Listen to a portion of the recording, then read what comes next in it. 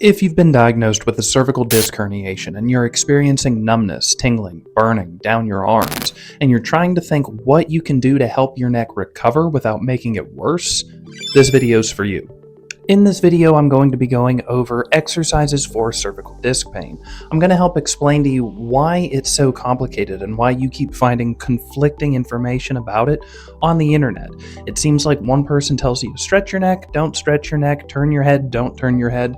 And what I'm going to do is clarify what decision making you would want to make in order to ensure you don't worsen your neck symptoms.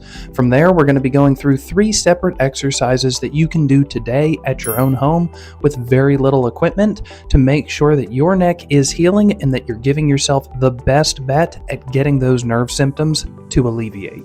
But then sprinkled in with all of that, we're going to show you some mistakes you want to avoid and ways that you can tell if you are getting better so that you're not just wasting your time. So why is it that some people are telling you to stretch your neck and then other people, like myself, are telling you to avoid anything that might tear a muscle further? And that right there is the answer, because in my mind, most people don't atraumatically injure a disc, meaning that if you do have a disc herniation, you probably also have some tears to the ligaments, tendons, and muscles that support your neck. When we stretch those structures, what we risk doing is making the injury worse. It might have a little bit of a decompression factor on your disc. It might help to decrease that bulge, causing those radiating nerve symptoms. But if what we're doing is worsening that tear, then really all we're doing is robbing Peter to pay Paul. We're worsening one problem in an attempt to make another problem better. If on the one hand you're experiencing numbness down your arm because a tight muscle is pinching a nerve, then it makes complete and total sense to stretch that nerve and get it to relax. But if you are experiencing radiating symptoms into your arm because of a disc injury, especially when that disc injury came from some sort of a trauma or whiplash injury, the last thing you're going to want to do is stretch those muscles that are already damaged. It all comes down to what tissues are causing the numbness in your arms. It's not necessarily that one person is wrong versus another, it's just they're addressing a different tissue type than your disc. But then if we can't stretch our neck, what are we supposed to do in order to get those muscles strong and recovered so that we can allow that disc to heal? Today, rather than focusing on stretching a tight muscle, we're going to focus on strengthening a weak muscle, because this will allow the tight muscles in our neck to relax, it will allow for better movement in those joints, and it'll also help to alleviate a lot of the pressure that is being experienced by that disc and causing the herniation to worsen. So let's get started with exercise number 1. Cervical chin retractions for the upper and lower cervical spine. So, a lot of people have seen chin retractions, where they pull their chin down and hold it in this position. What we want to add to this exercise is to pull that chin down and then gently start to lift your head while keeping that chin retracted. The goal isn't to lift your head and start doing a crunch, it's just to make your head a little bit lighter on the surface you're resting on while keeping that chin pulled down. Now for the second version of this, what we're going to do is use a pillow to prop our head up, and then we'll still pull the chin back, and since our head is elevated about 2 to 4 inches, when we start to lift that head off of that pillow, we're going to start engaging the lower cervical stabilizer muscles. And in both cases, we're going to perform these exercises as isometrics, meaning we're going to hold that position for a 6 count for 4 to 6 repetitions. So, in this elevated position, we'll pull the chin back, we'll barely start to lift the head, keeping that chin pulled back, and we'll hold 1, 2, 3, 4, 5, 6. Relax, and we'll do that 6 times. Additionally, we'll remove that pillow, pull the chin back, and barely lift. 1, 2, 3, 4, 5, 6 for 6 repetitions.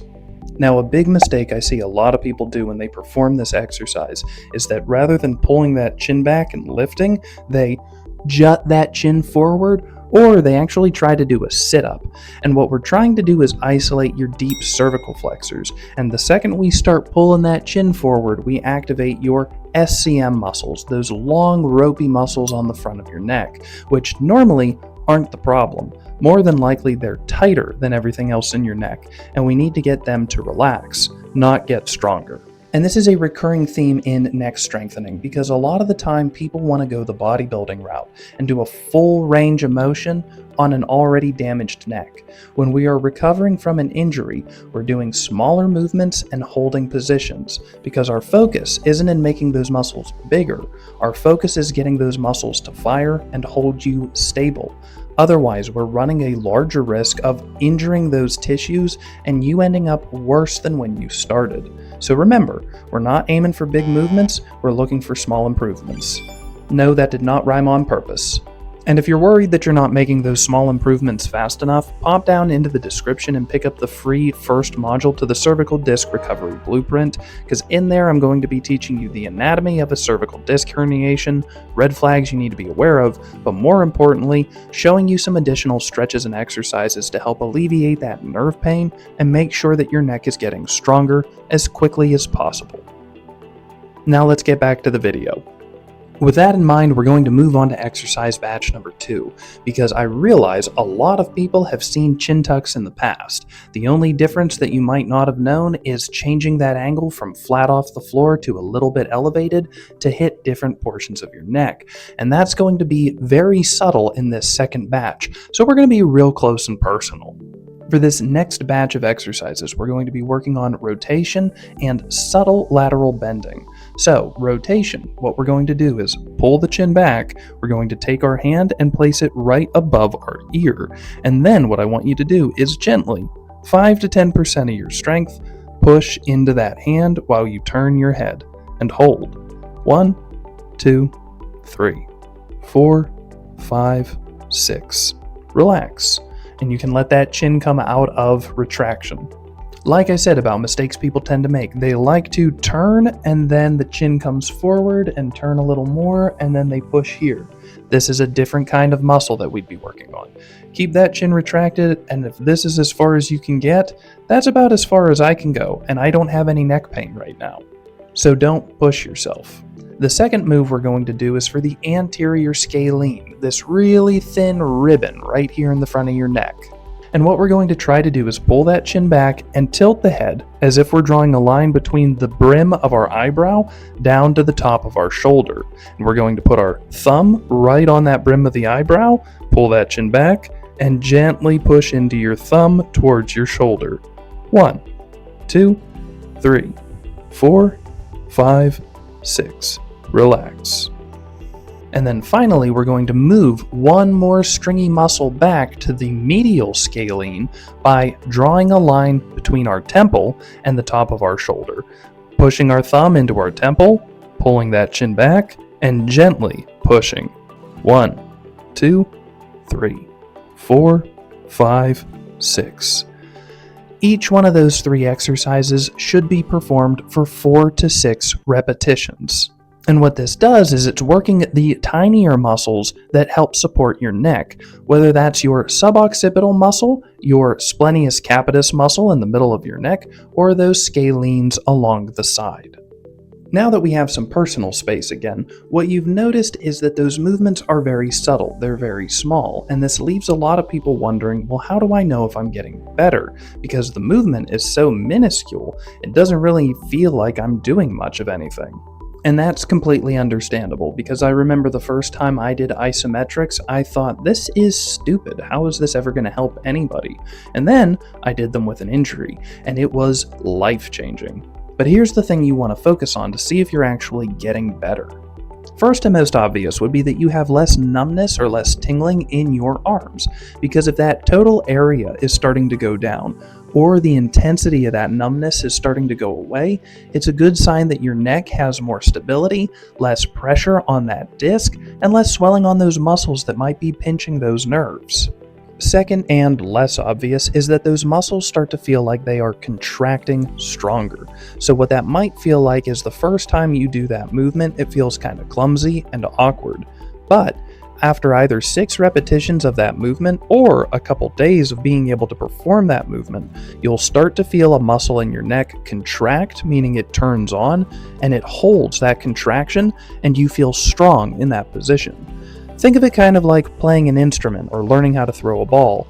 The first few times, really awkward, but after a couple warm-up sets, you start realizing, hey, this feels natural and almost like it happens automatically. And this is why a lot of the time when patients come to the office and they do these exercises and report, man, this just doesn't feel natural or like I'm not doing it right. Honestly, it's a good sign to me because if a muscle is weak and it's not holding a joint stable, it lets me know that is a problem. And if we can fix that problem, and it's normally pretty straightforward and easy, then we can alleviate a lot of symptoms and a lot of pain.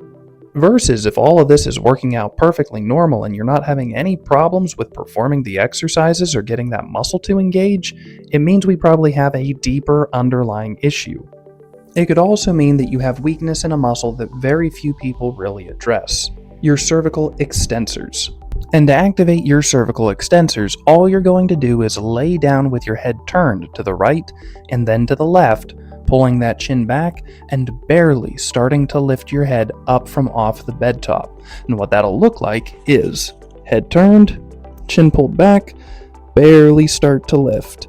And you should feel this all along the outside, in this case of the right side of my neck. And you hold 2, 3, 4, 5, 6, and relax. Like the other exercises, performing for 6 repetitions. By performing these exercises, we're getting the anterior, lateral, and posterior aspects of the neck stabilizers, making sure that any range of motion that might have been affected by your cervical disc bulge and any weakness that might be contributing to that bulge is alleviated, and that we're working to strengthen those fibers moving forward. And I realize, guys, that I gave you 6 exercises instead of 3, but I am hoping that you can use those on a daily basis to help improve your symptoms. Now, a lot of you are probably thinking doing those back to back to back is going to be very painful, very fatiguing. You're going to have a hard time holding up your neck for the rest of the day. And what I would recommend you trying is doing day 1, chin tucks, day 2, rotations, and day 3, extensions, and then rotate through those exercises so that you're hitting your neck every day, but different aspects and different muscles, so everything has time to recover before you train it again. 6 repetitions, 6-second holds, once in the morning when you first wake up, and once before going to bed. But once those exercises get easy for you, what do you do now? First, if you found this video useful, please share it with a friend that would also benefit from these exercises. A lot of the information out there is conflicting, so getting them this video might get them a little bit of clarity, but more importantly, might help get them out of pain, which is my main goal. Second, hang out to the end of this video because I'm going to be posting a link to another video where I show you exactly what I would do to rehab my neck from day 1 after an injury all the way out to fully recovered. And with that, guys, thank you so much for watching. I hope you got value out of this video and that this channel helps you to continue to make the most of your one life.